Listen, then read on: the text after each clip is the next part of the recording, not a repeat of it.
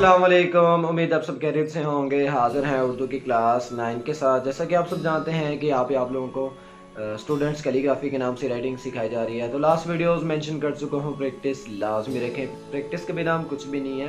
Last videos mention कर चुका हूँ। तो मेरी वीडियोस पोस्ट नहीं हो पाए ड्यू टू मेरी फिंगर्स वेल थी। तो इंशाल्लाह अब नेक्स्ट मेरी वीडियोस लाजमी पोस्ट होंगी। और जो एवरी सैटरडे हमारी क्लासेस हो रही थी एट 9 PM, वो भी नहीं पोस्टपोन होंगी, वो भी इंशाल्लाह हुआ करेंगी। तो आज की हमारी तख्ती मार्कर से कॉफ की तख्ती है। चलें जी, शुरू करते हैं।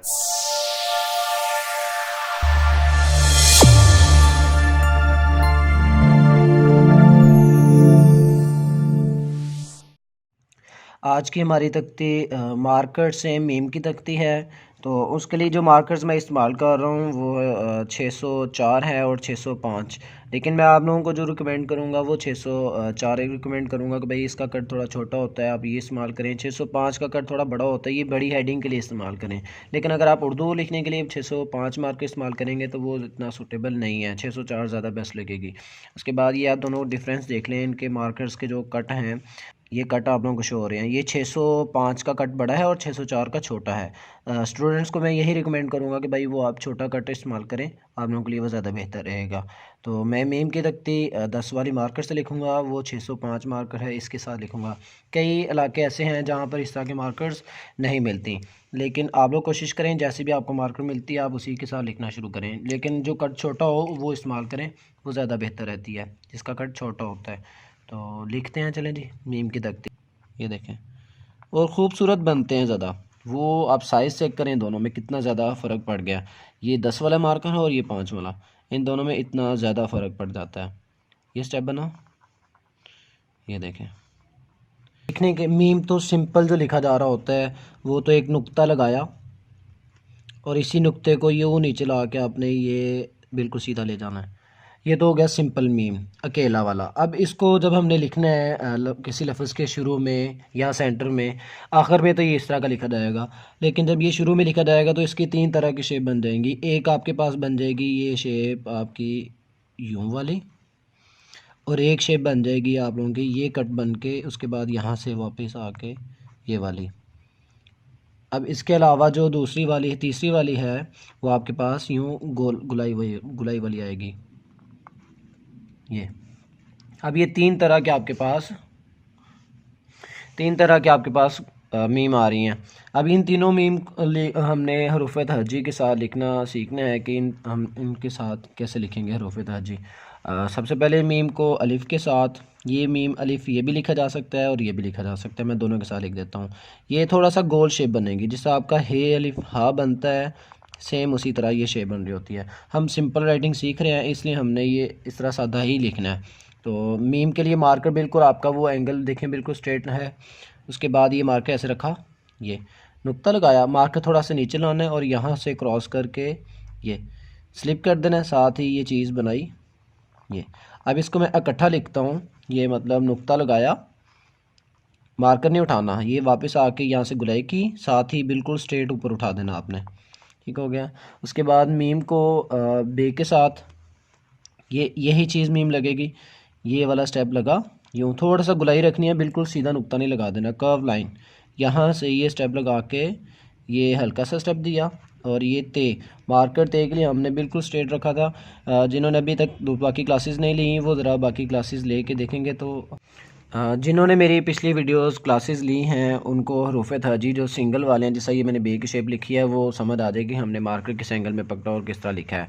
तो अभी जो मैंने लिखना है मीम को जीम के साथ, इसका एंगल ये बनेगा आपका, ये वाला मीम जो ऊपर हमने लिखा है ये वाला सेकेंड वाला, ये लिखने के बाद आपने ये शेप बनानी है। यहाँ से ये जीम का 7 शेप देनी है, यहाँ से ये गुलाई करने के लिए आपने यूँ लाइन से नीचे आके यूँ गुलाई कर देनी है मीम को जीम के साथ।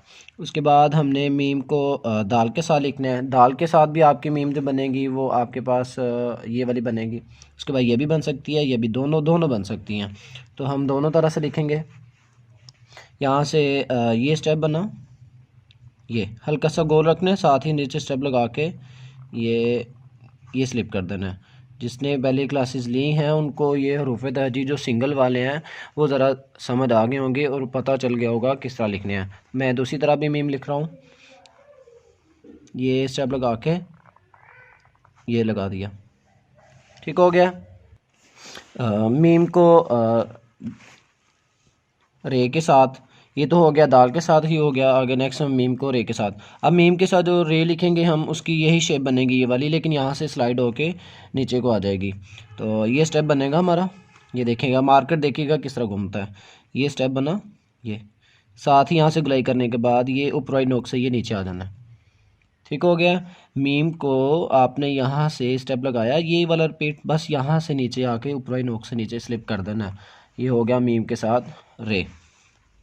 अब नेक्स्ट लिखना है मीम के साथ सीन, यही स्टेप दोबारा से रिपीट होगा यूँ, ठीक हो गया। यहाँ से ये स्टेप लगाया, 1 2 3 पूरे हो गए हैं। साथ ही नीचे अलिफ लगा के ये गुलाई लगा दें।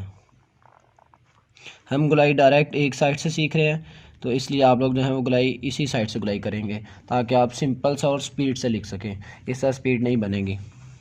मीम को शीन के साथ, ये थोड़ा सा ऊपर शुरू कर रहा हूँ ताकि क्योंकि वो थोड़ा सा लंबा होता है इसलिए कशिश वाला लफ्ज़ बनेगा ना, तो इसलिए मैं वहाँ से रिपीट कर रहा हूँ। ये चीज़ बनी आपकी। इसके बाद यहाँ से ये स्टेप साथ ही गुलाई कर देनी है, ये लेंगे, ठीक हो गया।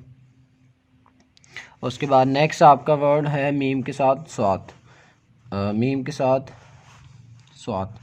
अब यहाँ पे मीम के साथ जो स्वाद लिखना है वो स्टेप लगेगा, ये यही मीम रिपीट होगा ज़्यादातर, ये मीम यही मीम आएगा। उसके बाद ये लाइन जी आएगी आगे, ये लाइन क्यों लाइन लेके आनी है, क्योंकि हमने लफ्ज़ साथ जोड़ना है इसलिए हमने ये लाइन आगे को रखनी है। ये वापस जाके ऊपर नोक से ये भी बारीक होगा। अब फुल मार्कर दोबारा से रखेंगे यहाँ पे ऐसे। अब इतना ब्रेक करके नहीं लिखना, मतलब ब्रेक करके लिखेंगे तो राइटिंग कंप्लीट होती है, लेकिन हम अगर आप प्रैक्टिस ज़्यादा कर लेंगे तो आपको ये बार बार ब्रेक नहीं करना पड़ेगा। उसके बाद ये मीम के साथ स्वाद लिखा गया। नेक्स्ट है मीम के साथ फे, ये स्टेप लगाया जैसा मीम आपने उस बाकी लफ्ज़ों के साथ लिखा है, बस जीम के ये जीम के लिए चेंज हुआ है। उसके बाद ये स्टेप चेंज हुआ और जो अलिफ के साथ लिखा था। उसके बाद यहाँ से फ़े का अंदर वाला सिरा खाली रहेगा, क्योंकि लफ्ज़ के बीच में ये बिल्कुल खाली सा रहता है। ये लफ्ज़ के आखिर में और शुरू में ये फिल हो जाता है, बाकी ये फिल नहीं होता। मीम के साथ तो, मीम के साथ तो। उसके बाद मीम के साथ आइन है, मीम का स्टेप यही रिपीट होगा दोबारा से, ये स्टेप ये चीज़ बनी। उसके बाद आपने यहाँ से ये स्टेप लगाने के बाद ये ऊपर उठाना है, ठीक है। और यहाँ पे झीम की तरह रिपीट करना दोबारा से, जैसा आपने झीम का सिरा रिपीट किया, ये शेप आपकी रिपीट होगी, लेकिन ये थोड़ा सा लंबा नहीं होगा, ये वहीं से गोल हो जाएगा। अब यहाँ से ये नीचे आके झीम की तरह जैसा आपने गुलाई की सेम वही गुलाई आपने दोबारा से कर देनी है। ये आपके पास मीम के साथ आइन आ जाएगा। तो हर बार इसको ठीक करने पे नहीं लग जाना कि आपका जो लफ्ज़ है वो बिल्कुल परफेक्ट हो, बस स्टूडेंट्स के लिए है। स्टूडेंट आपने स्पीड से लिखना है और स्पीड से लिखने के लिए आप लोगों के लिए ये चीज़ें बेहतर हैं। उसके बाद मीम के साथ नेक्स्ट वर्ड आपका काफ। अब काफ के लिए आपका स्टेप जो बनेगा मीम के साथ यही चीज़ बनेगी, ठीक है। यहाँ से नीचे आके ये स्टेप आप देखें, काफ और फे दोनों में डिफरेंस ये है, आपका जो काफ है वो फिल नहीं होता, लेकिन ये भी जब लफ्ज़ के बिल्कुल सेंटर में आता है तब ये फिल हो जाता, खाली रहता है, ठीक हो गया। अब नेक्स्ट वर्ड आपका ये देखें, एक चीज़ और, यहाँ से हमने ये अलीफ़ लगाया था लेकिन इसमें गुलाई की हुई है काफ में, ये डायरेक्ट गोल होता है, इसमें अलीफ़ की गुलाई नहीं आती। जिन्होंने हरूफ तहजी की सिंगल क्लास ली है उसमें मैंने रिपीट बताया हुआ सारा कुछ। उसके बाद नेक्स्ट वर्ड है मीम के साथ काफ, दूसरा वाला लाइन वाला, और यहाँ पे ये मीम का स्टेप बना। अब जैसा मीम के साथ हमने अलीफ़ लिखा था ये वही चीज़ रिपीट हुई है। उसके बाद भी यहाँ से ये ले, अब लाइन जो है वो ऊपर आपकी मर्ज़ी है, छोटी सी लगा लें, लंबी सी लगा लें, साथ जोड़ लें, ना जोड़ें। अब ये मीम का स्टेप यहाँ पे रिपीट भी हो सकता है दूसरी तरह, यूं वाला जो गोल वाला लिखा था हमने, ये काफ के साथ इस तरह, ठीक हो गया। उसके बाद मीम के साथ मीम लिखेंगे हम, मीम के साथ मीम की जो शेप लिखी जाएगी वो स्टेप, ये मीम का स्टेप बना, ये उसी तरह ये अब इस तरह भी लिख सकते हैं। और आपकी शेप जो मीम के साथ मीम लिखी जाएगी वो मैं दूसरी शेप भी लिख देता हूँ, वो आपकी जिस साथ जीम में इस्तेमाल हुई थी, ये वाली, इसमें भी आप यूँ करके लिख सकते हैं। ये दो तरह से मीम आप यूज़ कर सकते हैं, एक तो ये वाला और दूसरा ये वाला। उसके बाद मीम के साथ नून, ये स्टेप बना, ये अब यहाँ से ये हल्का सा स्टेप देना है, साथ ही अलिफ लगाया और यूँ गुलाई कर देनी है। गुलाई मैं डायरेक्ट कर रहा हूँ क्योंकि हमने लिखना स्टूडेंट्स की तरह है, स्पीड से लिखना होता है, इसलिए हम डायरेक्ट ही गुलाई करेंगे। और मार्कर से गुलाई लाइन से नीचे है और पेन से मैं लाइन से ऊपर सिखा रहा हूँ। मीम नेक्स्ट वर्ड है आपका मीम के साथ वाओ, ये स्टेप। उसके बाद मीम के साथ आपका है जो मद वाला ये चीज़। उसके बाद मीम के साथ लाम अलिफ ला लिख लेते हैं। अब जिसके साथ अलिफ आ रहा है, मतलब मीम के बाद अलिफ आ रहा है, मला लफज, ये चीज़ लिख लें, या आप इस तरह दोनों के साथ मीम इस तरह का लिखा जाएगा। एक तो ये चीज़ लिखी जाएगी और दूसरी वो जो पीछे मैंने लिखी है। उसके बाद मीम के साथ आपका वर्ड जो है वो मीम छोटी है, यहाँ से ये स्टेप बनेगा, ये वो वाला मीम जो काफ में लिखा है, ये यहाँ से ये स्टेप बनना है यूँ। अब यहाँ से बैक से गुलाई करते हुए आपने यूँ का हम बाकी लफ्ज़ों की गुलाई यहाँ पे ख़त्म करें, लेकिन इसकी गुलाई हम ऊपर तक ले जाएंगे। और नेक्स्ट वर्ड आपका, और ये था 605 कट मार्कर से। अब मैं लिख देता हूँ थोड़ा सा आप लोगों को छोटे मार्कर से लिख के बता देता हूँ कि हम जो है वो मार्कर 604 से हम कैसे लिख सकते हैं। तो 604 मार्कर जो लिखा जाएगा उसके बिल्कुल छोटा सा लफ्ज़ लिखा जाएगा। ये मीम का स्टेप बना, ये देखें, और ख़ूबसूरत बनते हैं ज़्यादा। वो आप साइज़ चेक करें, दोनों में कितना ज़्यादा फ़र्क पड़ गया। ये 10 वाला मार्कर है और ये 5 वाला, इन दोनों में इतना ज़्यादा फ़र्क पड़ जाता है। ये स्टेप बना, ये देखें। उसके बाद नेक्स्ट वर्ड मीम के साथ जीम लिखें, आप ये चीज़ें चेक करें।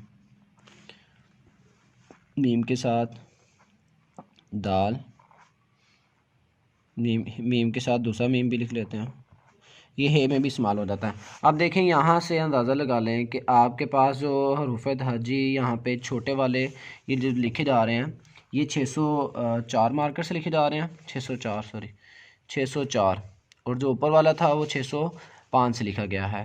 तो इतना डिफरेंस है। वो आप लोग बड़ी मार्कर जो इस्तेमाल करें वो बड़े कट के बड़ी हेडिंग्स के लिए इस्तेमाल कर लें, और जो छोटा कट है वो आप लोग अपना लिखने के लिए इस्तेमाल करें बाकायदा पेपर्स के अंदर। आप लोगों को लाइनें भी नहीं छोड़ना पड़ेंगी। और चलें जी, वीडियो को हम नेक्स्ट करते हैं शुरू। ये अब यहाँ से ये स्टेप बनाने के बाद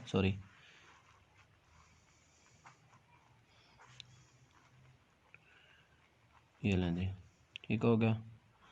आपके जो मीम के साथ जो बड़ी है ये वो लिखी गई है। ये है हरूफ तहजी जो डबल है, मतलब मीम को आइन के साथ, मीम को कॉफ के साथ, मीम को, ये अच्छा लिखा जाएगा, अदरवाइज़ नहीं।